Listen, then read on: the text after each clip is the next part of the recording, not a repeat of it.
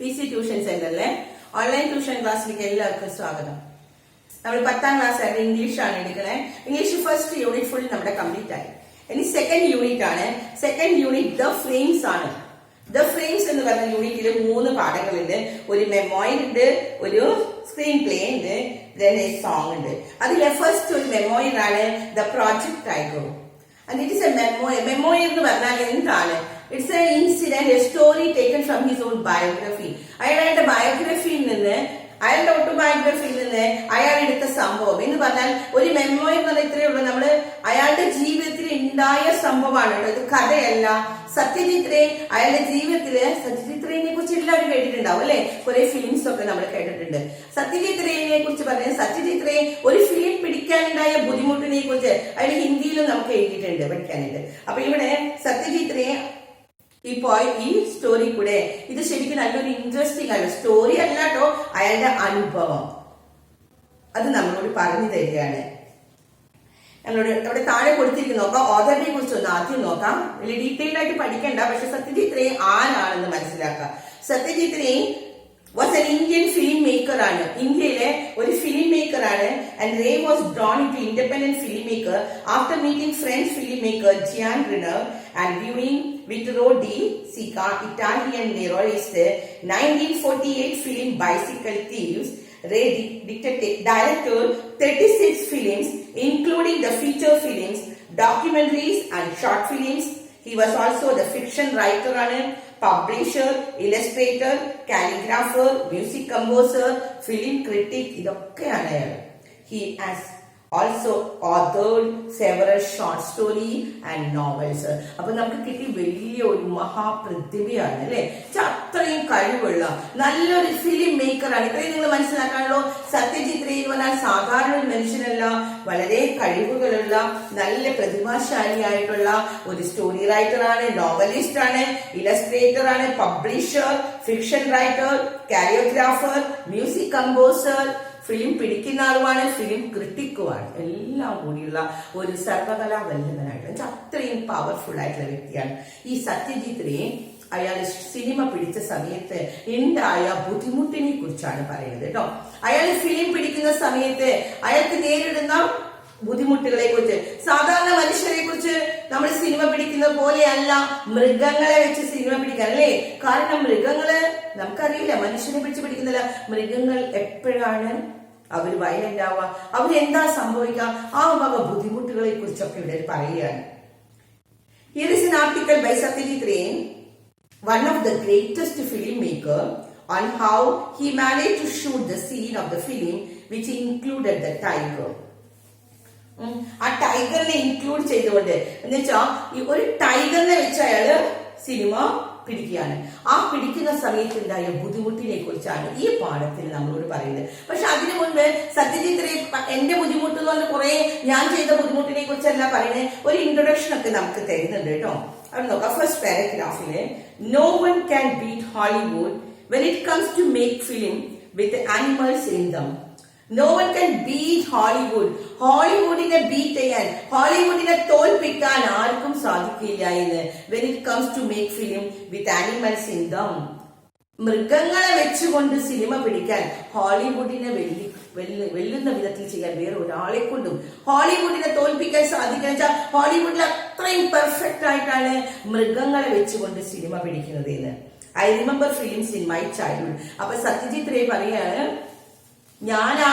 ഞാൻ പിടിച്ച ഫിലിം അങ്ങനെയല്ല തുടങ്ങുന്നത്. അയാൾ പറയുന്നത്, ഞാൻ ചെറുതായിരുന്നപ്പോഴും ഞാൻ ശ്രദ്ധിക്കാറുണ്ട് ഹോളിവുഡിലെ മൃഗങ്ങളെ വെച്ച് സിനിമ പിടിക്കുന്നത്.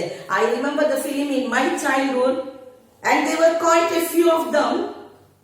വളരെ കുറച്ചുണ്ടാവുള്ളൂ മൃഗങ്ങളെ കുറിച്ച്. എന്താണ് എ ഫ്യൂ എന്ന് പറഞ്ഞാൽ എന്താ? വളരെ കുറച്ച്. പക്ഷെ ആ കുറച്ചുള്ളത് ഞാൻ കണ്ടിട്ടുണ്ട് എന്ന്. That had an Alsatian called Rin Tin Tin. ഞാനൊരു അൽസേഷ്യൻ ഡോഗിനെ വെച്ചൊരു ഫിലിം കണ്ടിട്ടുണ്ട്. ഞാൻ പിടിച്ചു എന്നല്ല പറഞ്ഞത്, ഞാൻ ചെറുതായിരുന്നപ്പോ. സത്യജിത് റേ പറയാണ്, when I was born, ഞാനൊരു ബോയ് ആയിരുന്ന സമയത്ത്, ഒരു ചെറിയ കുട്ടിയായിരുന്ന സമയത്ത് ഞാൻ ഇതൊക്കെ കണ്ടിട്ടുണ്ട്. ഇൻ മൈ ചൈൽഡ്ഹുഡ്, എന്റെ കുട്ടിക്കാലത്ത് ഞാൻ കണ്ടിട്ടുണ്ട്. ആരെ കുറിച്ചാണ്? ഒരു അൽസേഷ്യൻ ഡോഗിന്റെ സിനിമ, റിൻ ടിൻ ടിൻ എന്ന് പറയുന്ന ഒരു അൽസേഷ്യനെ കുറിച്ച്. That this dog acting was more impressive than the humans.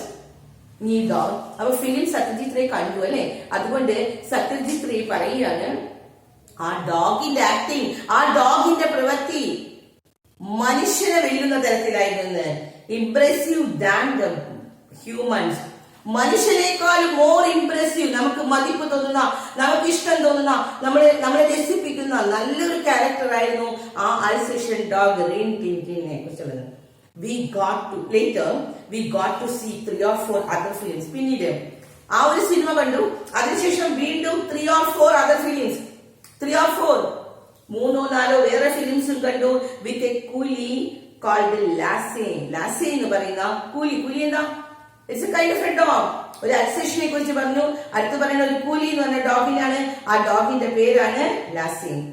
It seemed that the director could make Lassie do just about anything. നമുക്ക് ആ ഫിലിം കാണുമ്പോൾ തോന്നും ആ ഡയറക്ടർക്ക് ലാസേനെ വെച്ചുകൊണ്ട് എന്ത് വേണമെങ്കിലും ചെയ്യിപ്പിക്കാൻ പറ്റും. ഡയറക്ടർ പറയുന്ന എന്തും ലാസ ചെയ്യുമെന്ന്. These trained dogs were famous stars in their own right. ഈ ട്രെയിൻഡ് ആയിട്ടുള്ള ഡോഗ്സ് പെട്ടെന്ന് പഠിക്കുന്നതല്ല, ട്രെയിൻ ചെയ്ത് പഠിപ്പിക്കുന്നതാണ്. ഈ ട്രെയിനിങ് കൊടുത്ത ഈ ഡോഗ്സ് were famous stars. അവര് ഫേമസ് ആയിട്ടുള്ള സ്റ്റാറുകളാണ് എന്ന്.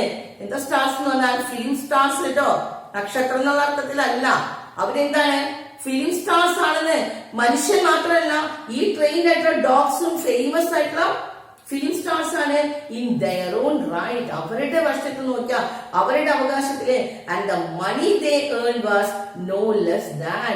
അവർ ഏൺ ചെയ്യുന്ന പൈസയും, ഇനി നായ്ക്കളൊക്കെ വെറുതെ അഭിനയിക്കുന്നതല്ല, ആ ട്രെയിൻഡ് ഡോഗ്സ് ഹ്യൂമൻ ബീങ്സ് അഭിനയിക്കുന്നത് പോലെ അവരെക്കാളും മതിപ്പ് തോന്നുന്ന വിധത്തിൽ നന്നായിട്ട് അഭിനയിക്കുന്ന ഡോഗ്സ് ആണ്. ഇനി അവന്റെ ഏർണിങ്സ് മനുഷ്യരെക്കാളും ഒട്ടും മോശമല്ല എന്ന്.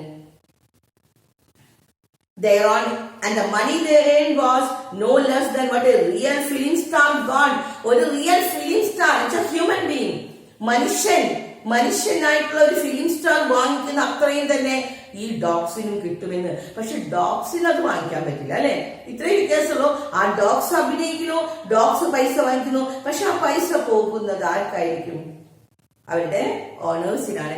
Their owners could easily make as much as 100,000 rupees. എത്രയാ? 100,000 rupees. 1000 എത്രയാ? 1000. 100,000 എത്രയാ? 1 lakh. അവർക്കൊക്കെ എന്താണ്? 100,000 എന്ന് പറഞ്ഞാൽ എത്രയാണ്?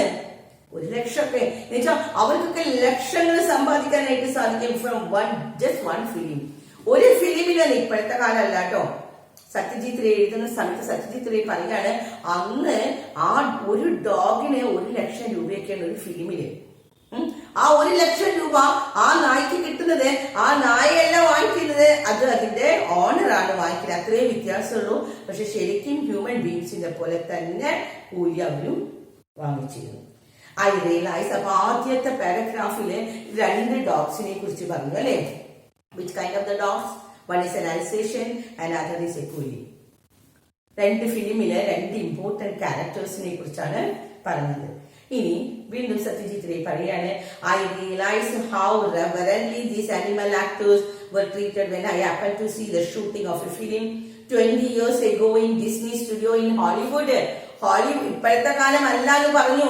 20 വർഷം മുമ്പ് ഹോളിവുഡിലെ ഡിസ്നി സ്റ്റുഡിയോയിലെ ഹോളിവുഡിന്റെ ഒരു സിനിമ നടക്കുന്ന സമയത്ത് ഷൂട്ടിംഗ് കാണാനായിട്ട് സത്യജിത് റേ പോവുകയാണ്. ആരെങ്കിലും കണ്ടിട്ടുണ്ടോ ഷൂട്ടിംഗ് കാണുകയാണെങ്കിൽ നമുക്കറിയാം ഓരോ ക്യാരക്ടേഴ്സ് വന്ന് നിൽക്കുന്നത്, ക്യാമറാമാൻ വന്ന് നിൽക്കുന്നത്, അങ്ങനെ കുറെ സമയം എടുത്തിട്ടാണ് ഒരു സീൻ തന്നെ ഷൂട്ട് ചെയ്യുന്നത് അല്ലെ. അപ്പൊ ഇങ്ങനെ ഒരു ഷൂട്ടിംഗ് സീൻ കാണാൻ വേണ്ടി സത്യജിത് റേ എവിടെ പോയി?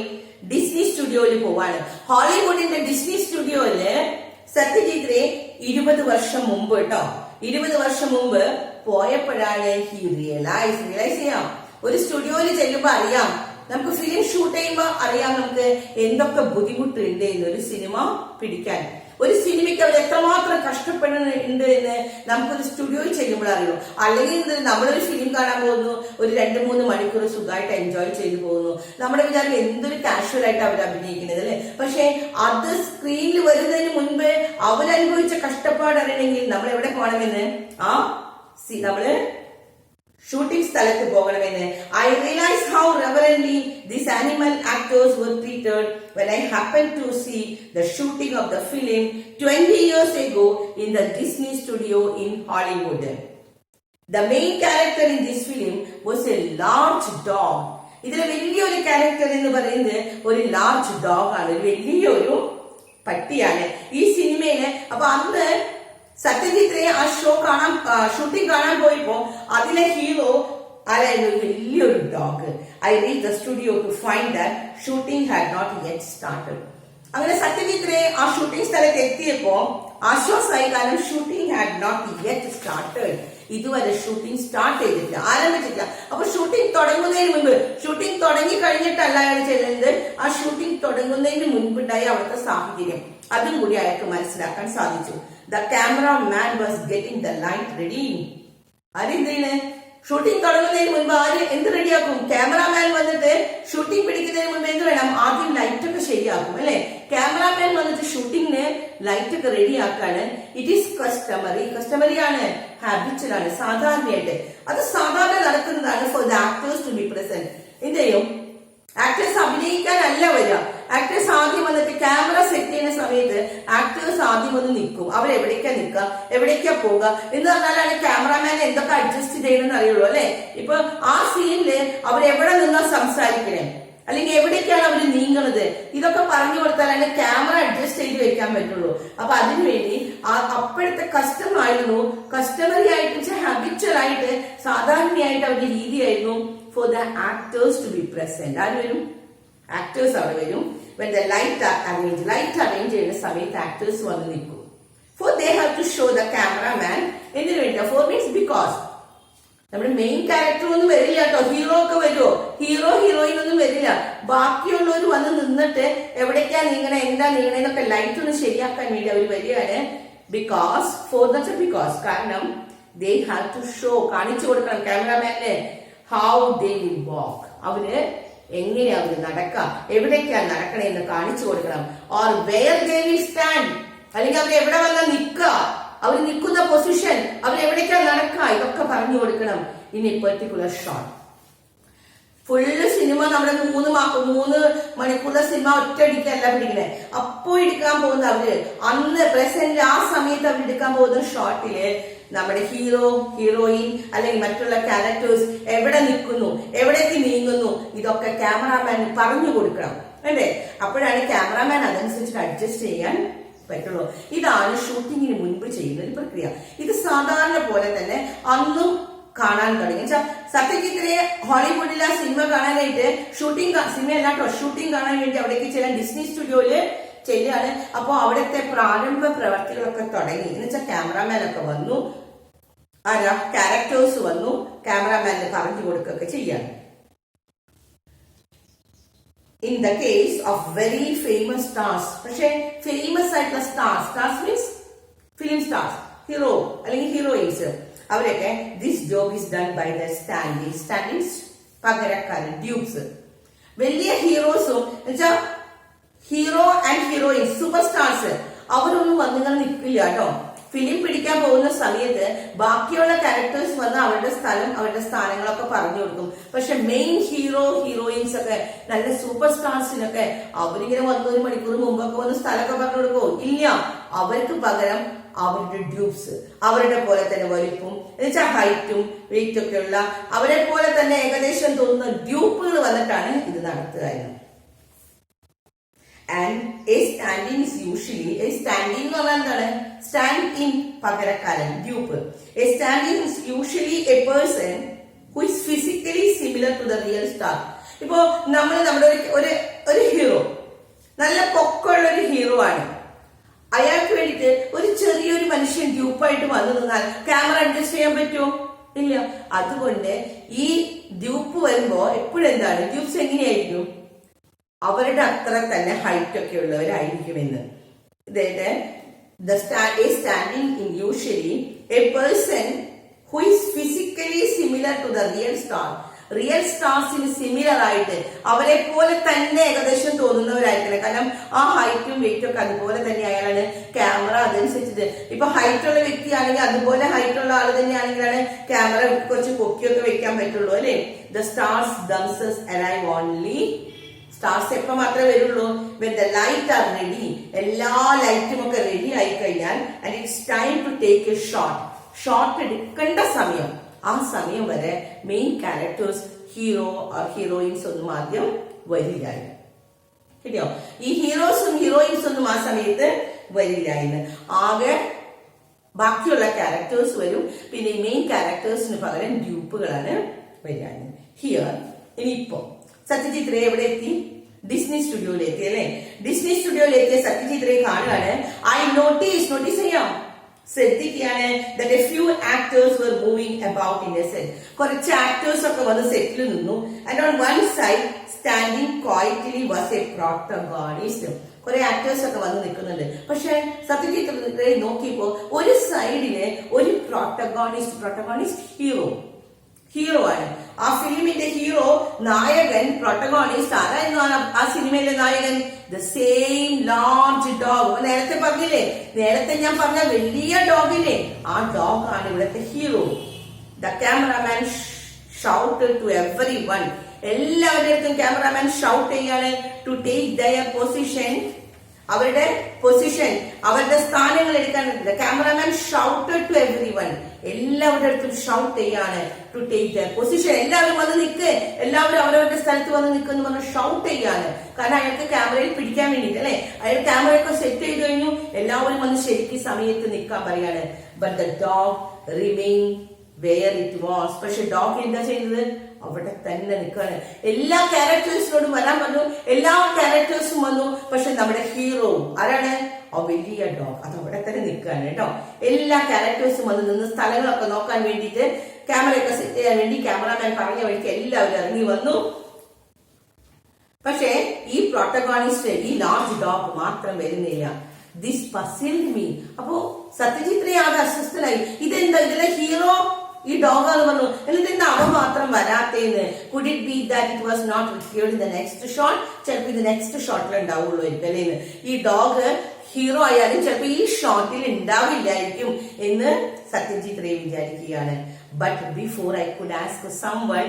പക്ഷേ അവനിങ്ങനെ ചോദിക്കാൻ പോകാൻ ആരോടെങ്കിലും എന്താ ഈ ഡോഗ് വരാത്തെന്ന് ചോദിക്കുന്നതിന് മുമ്പ് എ സ്ട്രേഞ്ച് തിങ് ഹാപ്പൻ. വളരെ വിചിത്രമായിട്ടൊരു കാര്യം ഉണ്ടായി. ഫ്രം നോ വെയർ, എവിടെ നിന്നോ, appeared a little dwarf. ഡാഫ് എന്താ? ഒരു പൊക്കം കുറഞ്ഞ കുള്ളനായിട്ടുള്ള ഒരു ചെറിയൊരു ഡാഫ് വരികയാണ്. പൊക്കം കുറഞ്ഞൊരു മനുഷ്യൻ വന്നു. Followed by another man. അവന്റെ പിന്നാലെ ഒരു കുട്ടി മനുഷ്യൻ കടന്നു വരികയാണ്. അയാളുടെ പിന്നാലെ ഒരു മനുഷ്യൻ കടന്നു വരികയാണ്. Another man carrying A hairy dog skin. ഒരു ഹെയറി ഡോഗ് സ്കിൻ, ഒരു പട്ടിയുടെ തോല്, ഹെയറി നല്ല രോമാവൃതമായിട്ടുള്ള ഒരു തോലും പിടിച്ചുകൊണ്ട് ഒരു മനുഷ്യൻ കടന്ന് വരികയാണ്. ഇതാണ് നമ്മുടെ സത്യജിത് റേ കണ്ട കാഴ്ച. അയാൾ പറഞ്ഞു വളരെ വിചിത്രമായ, അത്ഭുതപ്പെടുത്തുന്ന ഒരു സംഭവമാണ് അയാൾ കണ്ടതെന്ന് പറഞ്ഞു അല്ലെ. ഡോഗ് മാത്രം ഇറങ്ങി വരുന്നില്ല, അതിലെ ഹീറോ ആയ പ്രൊട്ടഗോണിസ്റ്റ് ഹീറോ മാത്രം ഇറങ്ങി വരുന്നില്ല. എന്നിട്ട് അയാൾ ചോദിക്കാൻ പോവാണ്. അപ്പോഴേക്കും നോക്കിയപ്പോ അവിടെ ആ സ്ഥലത്തേക്ക്, ഹീറോ വന്ന് നിൽക്കേണ്ട സ്ഥലത്തേക്ക് ഒരു കുട്ടി മനുഷ്യനും അയാളുടെ പിന്നാലെ ഒരു തോല്. എന്തിന്റെ തോലാണ്? കവറിങ്, ഒരു സ്കിൻ കൊണ്ടുവരുന്ന പട്ടിയുടെ. ആ ഡോഗിന്റെ നല്ല രോമങ്ങളുള്ള ഒരു ഡോഗിന്റെ കവർ പിടിച്ചുകൊണ്ട് ഒരു മനുഷ്യൻ പിന്നാലെ വരുന്നതാണ് കണ്ടത്. അപ്പൊ ബാക്കി ഭാഗം നമുക്ക് അടുത്ത ക്ലാസ്സിൽ നമുക്ക് എടുക്കാം. ഓക്കെ.